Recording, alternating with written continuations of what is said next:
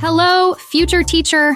Welcome to the start of our comprehensive guide to passing the foundations of reading 190 test, proudly presented by teacherpreps.com.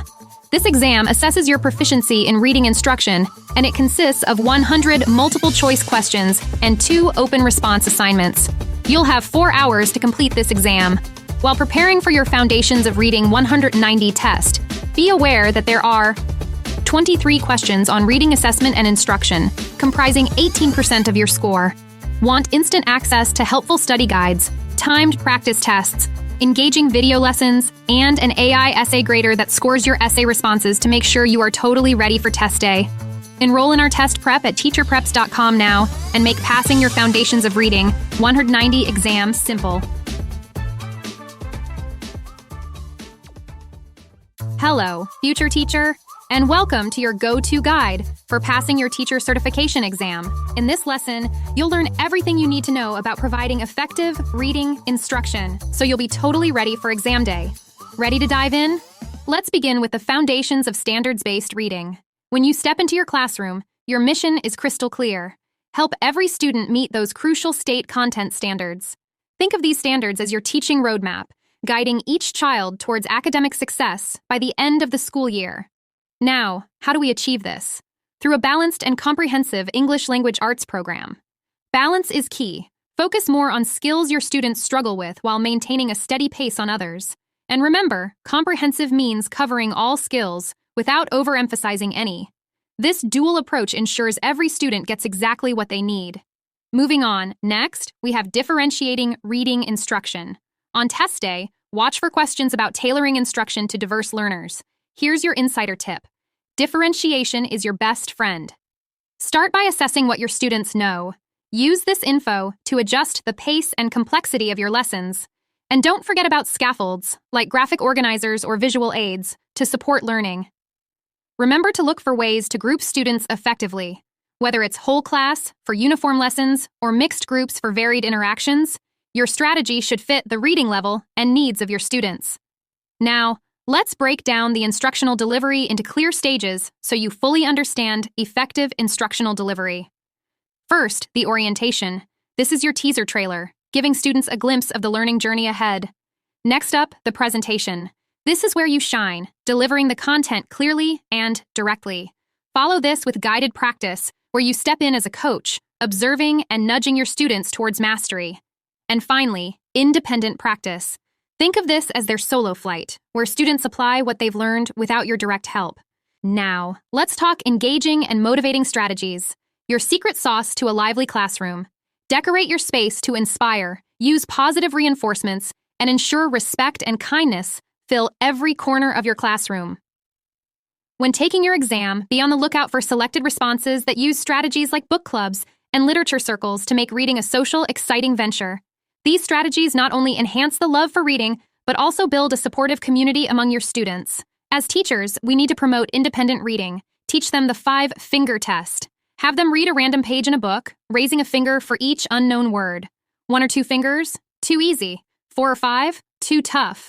But 3? Just right. And don't overlook the power of student interests. Use interest inventories to stock your library with topics they love. Structured reading times like sustained silent reading are essential to nurture a habit of reading.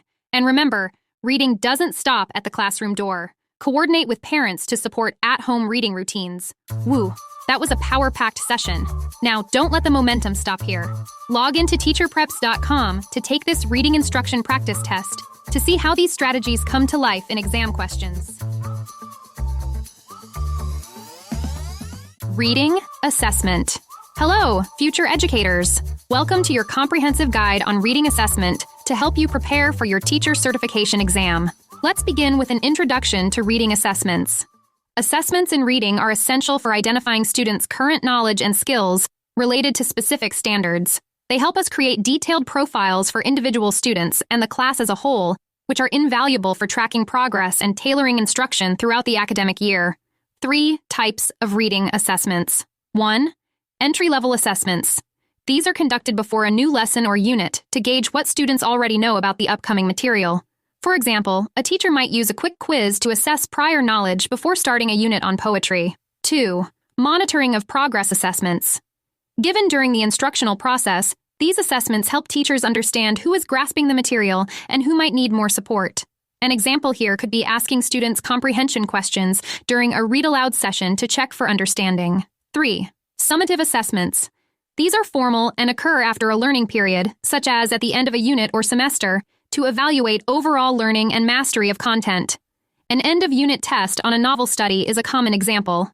Note: remember, entry-level and monitoring of progress assessments are informal, while summative assessments are formal. For your exam, you'll want to be prepared to answer questions about alternative assessments for diverse learners.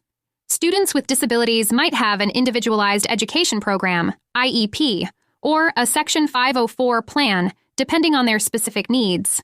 Interpreting the results of standardized tests. Understanding the reliability and validity of tests is crucial. Reliability refers to the consistency of the test results, and validity concerns whether the test accurately measures what it's intended to assess. Standardized exams can have different types of scores. Percentile scores show how a student's performance compares to peers. For instance, a percentile score of 90 means the student performed better than 90% of their peers. Grade equivalent scores. These scores relate a student's performance to an average expectation for different grade levels, like a score of 6.3, indicating 6th grade, 3rd month performance. Stanine scores. These are based on a 9-point scale, where a score of 5 is average and 9 is the highest. A key factor that you will likely see on test day will test your knowledge of using assessment results to guide instruction. The cycle of assessment is ongoing. 1. Administer the assessment. Gather data on student performance. 2. Analyze results. Determine which students have met, exceeded, or are yet to meet the standards. 3. Create profiles. Develop detailed reports on individual and class achievements. 4. Plan instruction.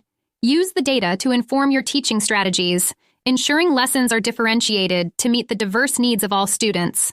Now, in order to determine reading levels, we'll use a tool called a running record, where teachers assess a student's reading level by noting patterns of errors during reading, such as graphophonemic errors, confusions in sound letter relationships, e.g., reading bread as beard, semantic errors, mistakes in understanding meanings, like reading house instead of home, syntactic errors, errors in sentence structure, such as using over instead of under. You will likely also see exam questions about reading levels, so keep in mind that the independent level, where a student reads smoothly with minimal help, instructional level, where the student benefits from some teacher guidance, frustration level, texts that are too challenging even with support.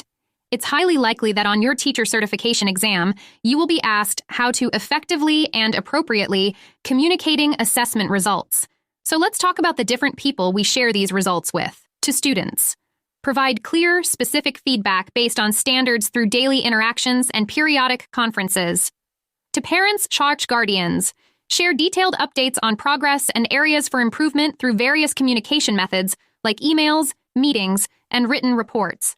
To school and district personnel. Ensure systematic reporting of progress and assessment results to support school-wide and district-wide planning and support.